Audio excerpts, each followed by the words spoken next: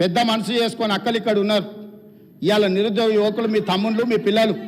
కాబట్టి ఇప్పటికైనా ఇట్లా నిలబడి నిరసన తెలుపుడు కాదు, ఇట్లా నిలబడి నిరసన తెలపడం వల్ల అక్క మీకు మంచి పేరు రాదు.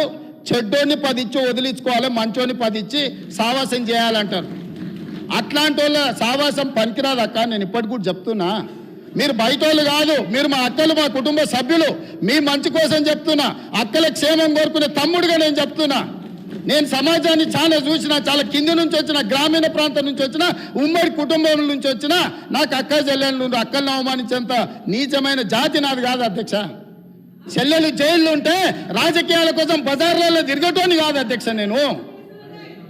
అందుకే అక్కలతో పాటు వాళ్ళకు కూడా నేను విజ్ఞప్తి చేస్తున్నా, రైతు రుణమాఫీని అభినందించండి, మాదిగల వర్గీకరణకు సహకరించండి, ఆర్డినెన్స్ తీసుకొస్తాం అవసరమైతే, లేకపోతే ప్రత్యేక శాసనసభ సమావేశాలు పెట్టి సుప్రీంకోర్టు ఇచ్చిన జడ్జిమెంటును, ఇప్పుడు ఇచ్చిన నోటిఫికేషన్లలో కూడా మా మాదిగ బిడ్డలకు వర్గీకరణ ప్రకారం వాళ్ళకు రిజర్వేషన్లు అమలు చేయడానికి అవసరమైతే తమరి అనుమతి తీసుకొని, మా మంత్రుల సహకారం తీసుకొని ప్రత్యేక సమావేశాలు పెట్టి మాదిగ సోదరులను ఆదుకుంటాం అధ్యక్ష.